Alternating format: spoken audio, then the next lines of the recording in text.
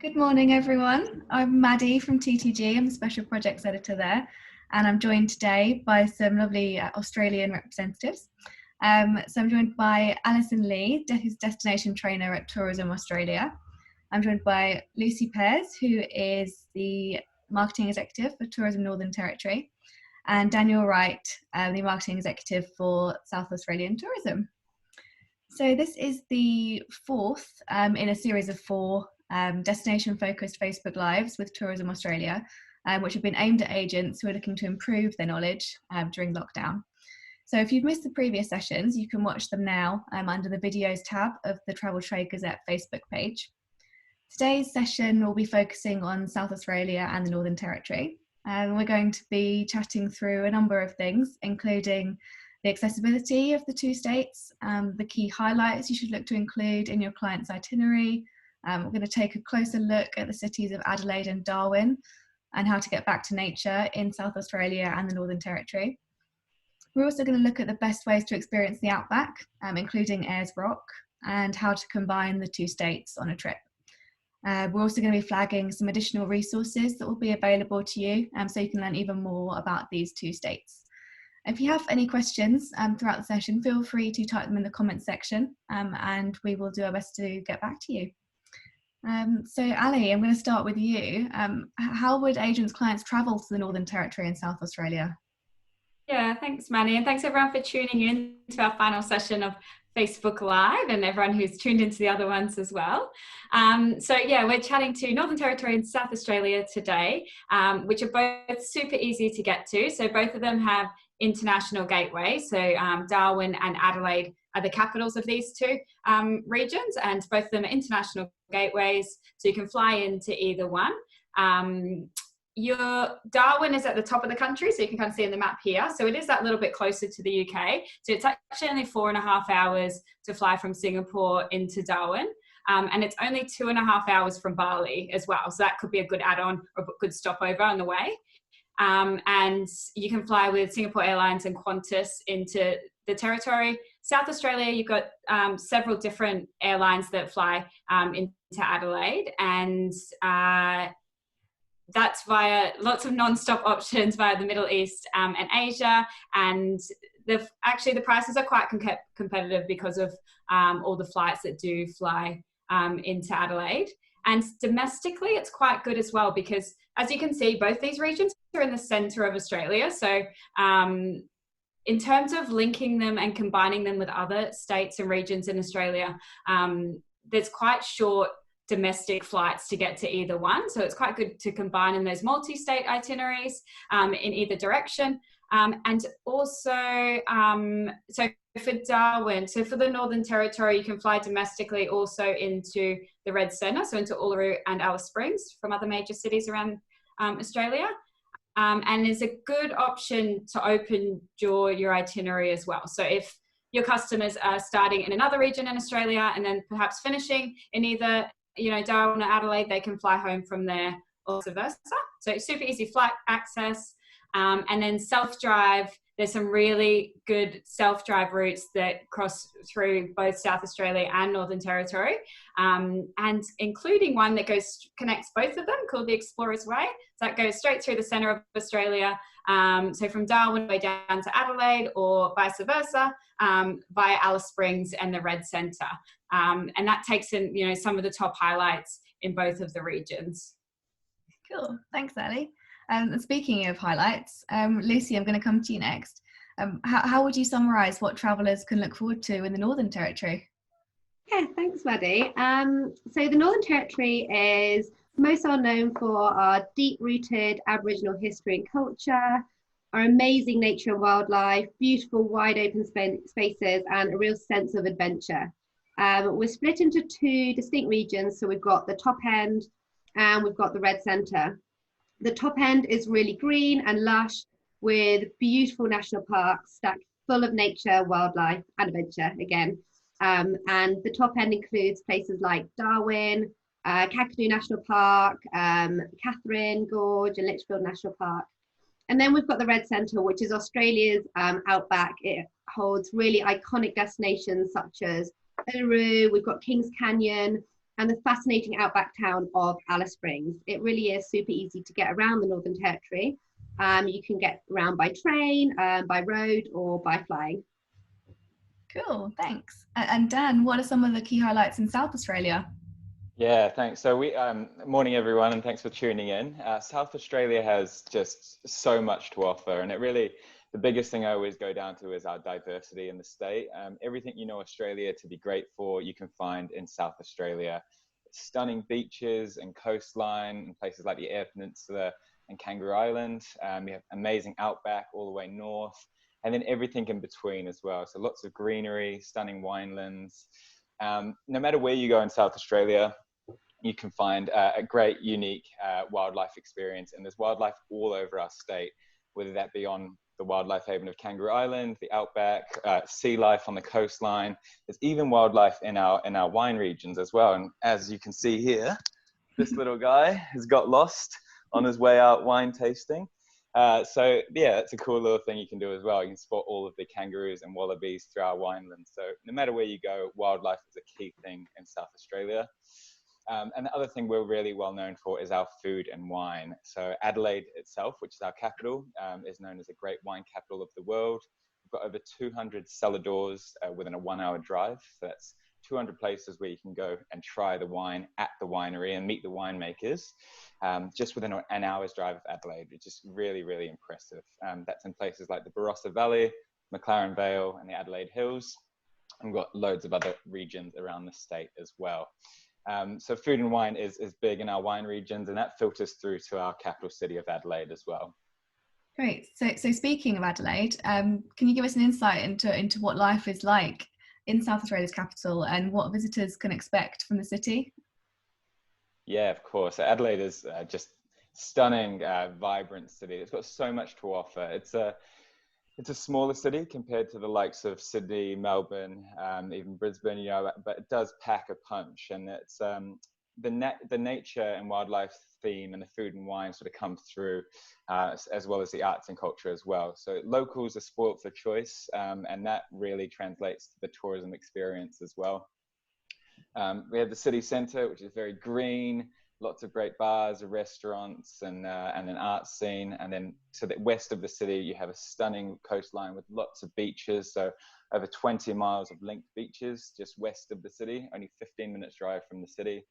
Or if you go 15 minutes inland the other way east, you can reach out Adelaide Hills, which is a wine region all to itself. It's got some stunning little wildlife parks and quaint little towns as well for you to enjoy. So we've got to the east of the city, hills. To the west, you've got beaches, and then a great little compact city in between. One of the best things about Adelaide as well is how easy it is to get around. We call it the 20-minute city because it takes about 20 minutes to get just about anywhere. But it takes much less than 20 minutes to get to our international airport. Adelaide International Airport is only 6 kilometers from the CBD, which is pretty unique. And when you arrive, you certainly don't realize you're coming into a state capital because it's a really smooth, easy journey the whole way through.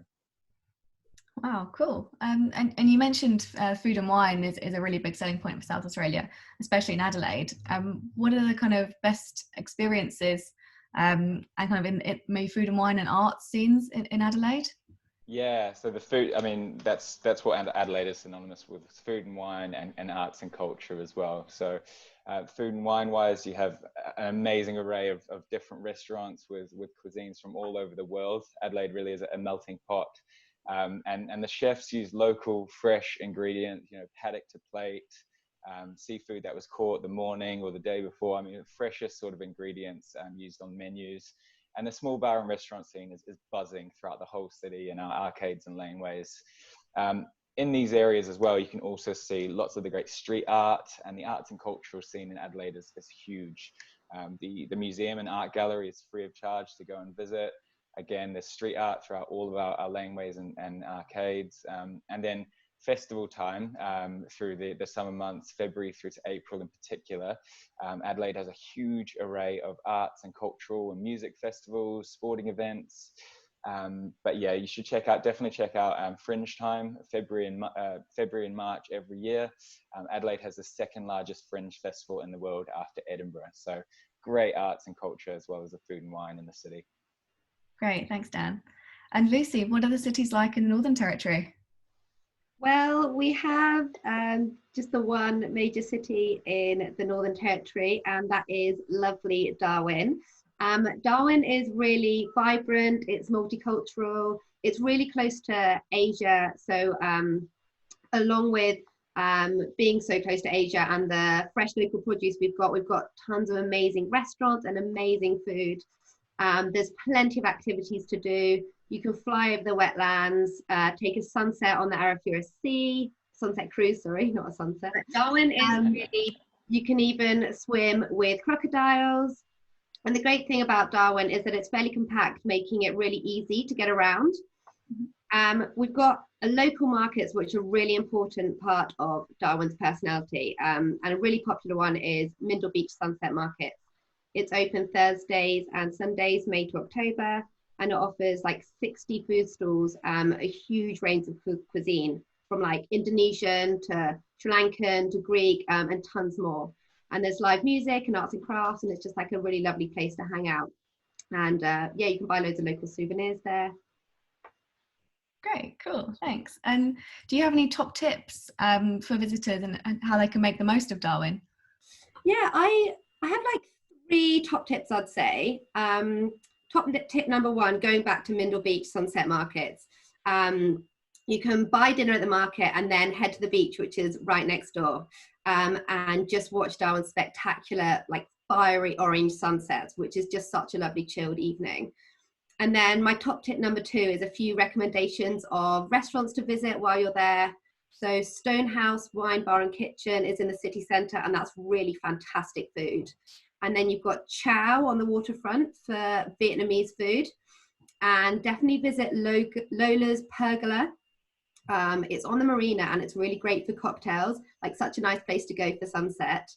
And we've actually got a new gin distillery and bar that's just opened called Charlie's, which is really great views of the city. And then my tip number 3 is definitely take a real deep dive into the Northern Territory culture.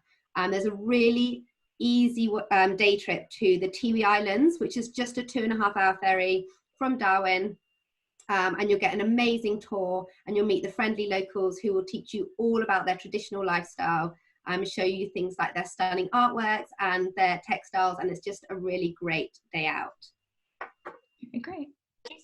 Yeah, I just wanted to add on that because, like, you may notice that with these 2 regions and hearing, you know, about their capital cities, that you notice some similar themes, as well as with other regions in Australia as well. But I think what makes Australia so special is the diversity across the country, and the experiences you get in each region will differ from each other, but there'll still be this underlying consistency, I guess, of that, you know, high quality and the Australian colourful characters that you meet, and that laid-back Aussie lifestyle that makes them complement each other so well. So I just think that I just wanted to highlight the fact that each state will offer their own special twist, you know, on their experiences, and that what makes each of them great additions to the itineraries that you're building for your customers. Right. Thanks, guys. I'm going to move on to nature and wildlife now. And Dan, you mentioned earlier that wildlife was a big selling point for South Australia. Can you give us some specific South Australia wildlife experiences that people rave about and that agents can, you know, recommend to their clients? Yeah, definitely. I mean, there's, again, spoilt for choice when you come to South Australia in terms of wildlife. I think one thing that we're really well known for is sea lions, because that's the only place in Australia where you can go on a tour to swim with sea lions. So if you fly from Adelaide 45 minutes west, you'll reach a place called Port Lincoln. And Port Lincoln is like the capital of the Eyre Peninsula region. So the Eyre Peninsula is just this aquatic playground of stunning beaches and the coastline and turquoise waters. This is where you can actually go swimming with dolphins, you can go shark cage diving, and you can go swimming with our resident sea lions, which is just an amazing experience. It's like going to Disneyland, I say. It's like swimming, people say it's like swimming with puppies in the ocean. And it's pretty much spot on. If you can imagine puppy dogs swimming around the sea, that's what you get with swimming with sea lions. You know, they're very curious. They'll come up to your mast, they'll jump over you, and it's a lot of fun. So a really, really key highlight of South Australia and the Eyre Peninsula. Eyre Peninsula is also great for seafood and again, the beaches as well. But in terms of wildlife, you can't talk about wildlife in South Australia without talking about Kangaroo Island. It is a destination and experience all to itself. So people have likened it, a lot of people refer to it as Australia's Galapagos, or a zoo without fences. I particularly like that one because that's pretty much what it's like. We've got tens of thousands of kangaroos, tens of thousands of koalas, and only 4,000 people live on the island. So very, very dense and concentrated population of wildlife. We've also got echidnas, goannas, seals, dolphins, wallabies. The island has its own bees, bird life. There's so much to see and do, and the parts of the island as well that aren't spoken about as much as the wildlife are things like the beaches and the landscapes and the food and wine as well. So Kangaroo Island itself is kind of like a microcosm of Australia. It has everything that you know Australia to be great for, you can find on the island itself. And it's really easily reached. It's only 30 minutes from Adelaide by plane, or 2.5 hours by car and ferry. So very accessible. Unfortunately, earlier this year, parts of the island was affected by fires. That was in January, but I was there in March, and there's still, everything that's still open on the island is absolutely still amazing as ever, and ready and waiting for your clients when we're able to travel again. So even now, after the fires, anything that was affected or burned, the regrowth and the regeneration coming through is really stunning to witness. So that paired with all of the great wildlife that's still there and amazing to see, it's a destination like no other. Yeah, it's quite the collection there. Yeah. And Dan, you said you were there earlier this year. I know you've been many times before. Do you have a favourite wildlife experience? Yeah, I mean, I've already mentioned a couple of my favorites, but I think one thing I really like about South Australia is when you get out with our tour guides, who are, a lot of them are owner and operators, so small group tours. They'll get out there and they're so passionate about the destination. And I like going out with knowledgeable guides who can search for those elusive creatures and the elusive wildlife there. Don't get me wrong, I love kangaroos and koalas, but they're everywhere on the island and they're everywhere around South Australia. I like finding those creatures that aren't so easy to find. So things like echidnas on Kangaroo Island, when you find one, it's a really, it's almost like a sense of accomplishment for the day. It's like going out on safari and spotting a leopard, something like that. It's very, very similar. Also yellow-footed rock wallabies up in the Flinders Ranges. So yeah, getting out with the guides and finding those elusive wildlife is something I really like to do. Great, thanks Dan. And Lucy, coming back to you, how can visitors get back to nature in the Northern Territory? Yeah, well, I mean, the wide open spaces of the Northern Territory offer plenty of outdoor activities and wildlife experiences. We really feel like, and I'm sure you'll agree, that people will really be looking for this kind of experience after we can travel again. The clean air, the wide open spaces, fewer people, and the open road, really to just explore at your leisure, like in your own time, without anyone telling you what to do or where to go. We've actually got the biggest population of saltwater crocodiles in the world, which you can see on the billabongs or on any river cruises. And Kakadu alone has got a third of Australia's bird life species in it, which is pretty amazing. And talking of Kakadu National Park, it is Australia's largest national park. So it's enormous. So it's the size of Wales. So there is plenty to explore. There's lots of walking to be done and some really beautiful natural swimming holes that you can just sit back and relax and just soak up the nature. Of course, we always say check the signs and make sure it's safe to swim, but a couple of recommendations would be Gunlong Pool, which has fantastic views across the national park. Honestly, Google image Gunlong Pool, it's just amazing. And Maguk, and that's two great places to swim. And then we've got, again, in the top end, we've got Nitmiluk National Park, which I'm sure you're all heard of. Catherine Gorge. That's what Nitmiluk National Park is most famous for. It really is a haven for nature lovers. There's incredible bird watching, amazing fishing. You can take really lovely long walks. And if you want to do more of an activity, you can kayak on the gorge and you get really close to the wildlife. And there's tons of boat trips you can take as well. We actually really recommend doing a dining cruise on the gorge. You can take this amazing dining cruise at sunset, and you can see all the wildlife. You get talked through it all, and the food is really delicious, and the sun setting over the gorges is just beautiful. Great. And I know many travellers who are looking to go to Australia for a holiday and will be looking for an authentic Australian experience. Do you have a recommendation for a product that allows travellers to do that in the Northern Territory? Yeah, definitely. I mean, we've got tons of amazing product in the Northern Territory, but I just wanted to flag Below River Station. So it's a working cattle station, which is set on 500,000 acres of land, which is actually the size of Singapore. So it is enormous. But you can help out on the station. You can help out on horseback or by four-wheel drive or on buggies. There's calves to be fed and cattle mustering to be done.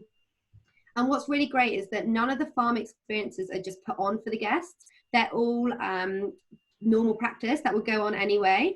So guests can just get involved as and when they want to. And the landscape really is phenomenally beautiful. You can go fishing, there's Aboriginal rock art tours, there's tons of wildlife spotting, of course, hiking, and you can even do helicopter tours to see the land. There really is tons to do, and it's a very unique and experiential place to stay, and a really great way to get back to nature. Okay, great, thanks. I can see we've just had a question come in here from Kim McKee, asking how long would you recommend to plan for doing the Explorer's Way self-drive? Ali, is that one you can answer? Yeah, sure. So it's recommended to take at least 2 weeks if you're doing the whole Explorer's Way, but it can be broken up as well. So if you can actually fly like pretty easily domestically between the two cities. So if they wanted to break it up and do just parts of it, they can do that quite easily. Or if you're doing the whole one, yeah, I'd recommend at least 2 weeks. You guys, I'm sure you guys agree. Yeah, definitely. Yeah, at least 2 weeks, I would say. Great, thanks. And kind of coming back to talking about the Outback, we hear that a lot when talking about Australia, you know, the term the Outback. But what is it? Kind of how is it defined? Ali, do you want to answer that one as well? Yeah, so I guess you hear that phrase a lot, and I think people don't really know, or maybe perhaps they think of it as just like a set place, but the Outback is kind of what Aussies call any areas in more central parts of Australia, which are typically less populated than the coastal regions of Australia. And each state and territory, well, majority of them, with the exception of a couple, will hug the Outback and have some incredible Outback experiences. I will just say that, so it is usually more remote areas, and people often think it is kind of like desert-like or arid conditions, but because of the size of Australia, it actually carries over and reaches a number of different climate zones, which means there's a variety of rich ecosystems, as well as, you know, an abundance of wildlife, as you've already, you know, heard some of it, but I'm sure they'll chat about that, and as well as Aboriginal culture as well in the Outback. So yeah, a big variety, but mainly kind of that central, more remote areas of Australia. Cool. And the Outback is such a massive area. Lucy, for travellers wanting to experience it, where would you recommend they start? So very good question, actually, Maddie. Thank you. Most clients, when visiting the Outback in the Northern Territory, will probably be heading straight to Uluru or Ayers Rock. But we actually recommend flying to Alice Springs on the way to get a real feel for that Outback town and kickstart your journey into the Outback. Alice is surrounded by desert and stunning McDonald ranges, and there really is plenty to do here. So we actually recommend staying here for a couple of nights at least before you head on to Uluru, or commonly known as Ayers Rock. A few things to do: you can watch the sunrise from a hot air balloon. You can meet amazing Aboriginal artists at the local art galleries. You can explore all the local area by walking or cycling. There's camelback riding. Camelback riding, is that a thing? Camel riding. Maybe get a four-wheel drive, and you can swim in the Outback waterholes. Alice has a really vibrant cafe and bar culture, and there's live music, and there's things like quirky film festivals. So it's actually a really cool place to hang out for a couple of days. But a couple of things I really want to flag is we really recommend visiting the Royal Flying Doctor Service, and you can understand how they provide medical care to really rural and remote areas. And especially now, a really interesting place to visit is the Alice Springs School of Air, to understand just how they teach children of the outback. They teach them remotely, mainly via Skype. And it's such an interesting topic right now because at the moment, all around the world, children are being schooled remotely. And we should really be looking to Alice Springs School of Air for tips and, you know, inspiration and things. Oh, thanks. And you talked about Ayers Rock there a little. You know, that's obviously very associated with the outback a lot. What's the best way to experience such an iconic site? Well, Ayers Rock, which is also known as Uluru, is extremely popular place to visit. It's extremely spiritual and it's got a huge significance to the local people and the traditional owners. You can fly directly to Uluru from major Australian cities. You can fly there from Darwin, you can fly there from Alice, but you can also drive from Alice Springs. It's about a 5-hour drive and it's a really easy route to take. It's along what's known as the Red Centre driving way. But in terms of what to do in Uluru, many of you will know that the climb did close in October last year, but there are still over 100 activities to do and get involved in, so there really is something for everyone. We always recommend starting with a base walk so that you get up close and personal with the rock. You can touch the rock. You can get amazing guided walks around the base where a local guide will teach you about the history and the significance of the rock and the local area. You can cycle around the base, which is a really nice family activity. And you can even ride a Harley Davidson around Uluru, which is pretty cool. You can skydive over Uluru and Katajuta, which is such a memorable thing to do in such an iconic setting. We've got a really lovely dining experience called the Sounds of Silence. Quite a lot of you will have heard of it, but it's a really, you eat a delicious bush tucker meal in this amazing location with the rock in the background, and you can see the sunset, and you'll have a stargazer talk to you about the night sky, and a didgeridoo will play. It's a really, really beautiful experience. And then also, I couldn't not mention the Field of Light. It's a really popular art installation created by the famous artist Bruce Munro. And it's basically made up of 50,000 spheres of light, and it spans the size of 7 football fields. So it's really big, but it's really popular and it's stunning. It's like nothing you've ever seen. And it's actually been so popular that they're extending the art installation indefinitely. So that's really great news. But Uluru is 600 million years old, and it really does hold such a deep spiritual significance to the local people. And so it's really integral to understanding the culture and the history of Australia, and it's definitely a really important part of any Australian itinerary, really. Yeah, no, it sounds amazing. And Dan, coming over to you, I've heard there are also some really great experiences in the outback in South Australia. Are you able to share some of those? Yeah, absolutely. So there's quite a bit of outback in South Australia as well. And we can't talk about it without talking about the Flinders Ranges, which is the gateway to the outback for South Australia. So you can find wildlife up in the Flinders Ranges. It's very green, so you get lots of wildlife up there. But it's really known for its landscapes. So big peaks and troughs and valleys. And there is one particular feature which is well known in the region, and it's a giant natural amphitheatre. So kind of think of like a big bowl like this. It's called Wilpena Pound. Now, Wilpena Pound holds strong cultural significance to the Indigenous people up in the Flinders Ranges. And this is where you can really have a true Indigenous experience. There's a resort up there called Wilpena Pound Resort, which is actually within the national park.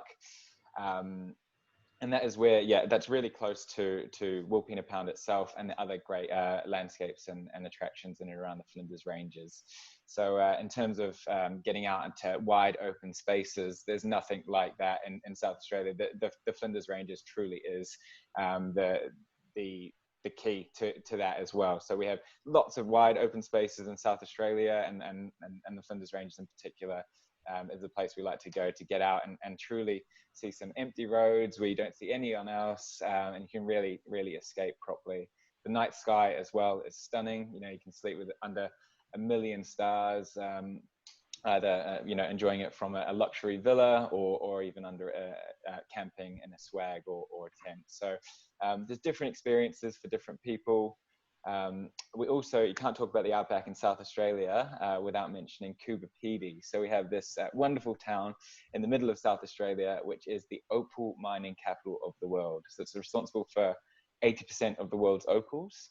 And for a small town in South Australia to be responsible for 80% of anything is great, but with it being a gemstone, a precious, beautiful gem, is pretty spectacular. Coober Pedy is, you can reach it by flight or down along the Explorer's Way. The key feature there is that the local town folk, over half of the population, actually live underground in these underground dugouts. So you can go and learn about the opal mining and get to know a little bit of the town, and then the rest of the Outback as well, including the Flinders Ranges. Great, thanks. So you mentioned the Flinders Ranges a couple of times there. What's the best way to include them in a wider Australian itinerary? Good question. Predominantly the Flinders Ranges is a self-drive destination. You can do multi-day tours and tours when you get there, of course, but driving up there from Adelaide is an easy drive. So it's only 4.5 hours drive north, which for us Brits might sound like a while, but in Australia, 4.5 hours drive is like just popping down to your neighbours or something. If you are driving from Adelaide, make sure you stop in at the Clare Valley, which is a wine region about halfway in between. Perfect for a day, stopping for lunch or stopping overnight as well. There's accommodation up there. But really for the Flinders Ranges, you need 2 to 3 full days to experience it properly. And we say that for all of our key regions as well. So the Eyre Peninsula and especially Kangaroo Island, the key thing to remember is 2 to 3 full days to experience it properly so that your clients and yourselves get the best experience possible. Cool, thanks. So we're coming to the end of the session now. I've just got kind of one main destination focused question left. Ali, what's the best way to combine the 2 states when building an itinerary? Yeah, like I mentioned before, there's obviously this great self-driving route, and yeah, we would recommend taking 2 full weeks to travel the whole Explorer's Way, but it is a great option to break it up as well in parts. They do kind of lead on to other great self-driving routes as well, so if they are combining other states, and also like I said, you can easily fly between the 2 states as well. So if you do part of the self-drive and then perhaps fly to the Red Centre or so forth. Another great one is there's actually an iconic train journey that travels from Darwin to Adelaide to Darwin, called the Garn, and it's a premium luxury train journey, and it's 3 days, 2 nights, and it's all inclusive, like lovely products that also includes Australian experiences along the way. So they'll stop at different parts along the way, and you can get like those real like kind of outback experiences, and that's a great one for those clients, especially if they love trains. Like a lot of people in the UK seem to love trains over here, but this one's a super nice one. You can sit back, look out the window, and then have some Aussie experiences along the way. And that one as well, you can break that up as well. So they could also just do part of the journey to Alice Springs, which is kind of the halfway point as well, and just do part of it as well for the Garn. Yeah. Great, thanks. So for agents that have tuned into this session, and there's so much information out there already for them to access, but how would you recommend that they find out more information about South Australia and the Northern Territory, should they wish to do so? I don't know, Lucy, do you want to explain first? Yeah, so we've got our website, northernterritory.com. We've got our Facebook page, which is Australia's Northern Territory UK. We've actually got some really lovely videos on our IGTV at the moment, lovely videos of local guides to different areas in the territory, showing what to do, where to eat. There's like one on swimming holes, which is my favorite, and the ones where to eat in Alice, and ones where to eat in Darwin, and art and culture and things. So our Instagram handle is NT Australia.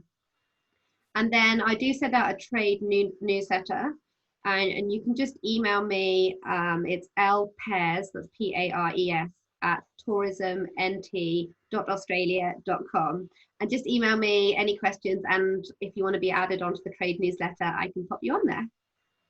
Cool, thanks. And Dan, what about for South Australia? Yeah, absolutely. So we have our trade website, which is just trade.southaustralia.com. This is the best place for new product info. You can find all our self-drive routes and info on our regions up there. Also new openings. We've got plenty of new hotel and touring operators opening all the time in South Australia, especially this year. So trade.southaustralia.com for that. Also, just feel free to email me. I'm here to help whenever you need. It's just dwright@satc.australia.com. Hopefully you got that one. It's a bit of a mouthful, but if you don't, just feel free to pester Maddie and she can pass my details on to you. Yeah, definitely can.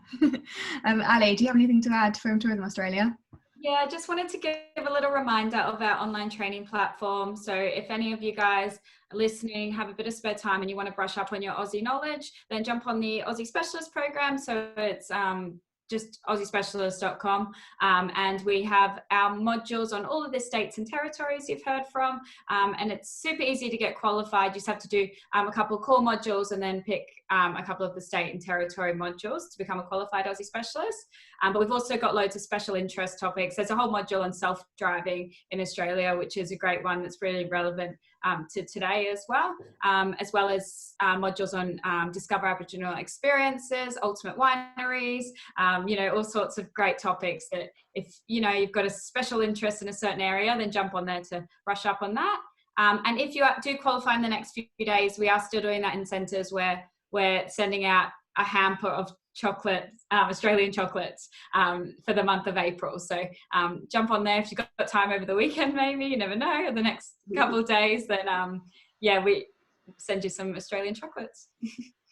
Great, thanks very much. That's just about all we've got time for today. So if you have tuned in today and have missed the previous 3 sessions that we ran over the past month, you can still go and watch them on the Travel Trade Gazette Facebook page under the videos tab.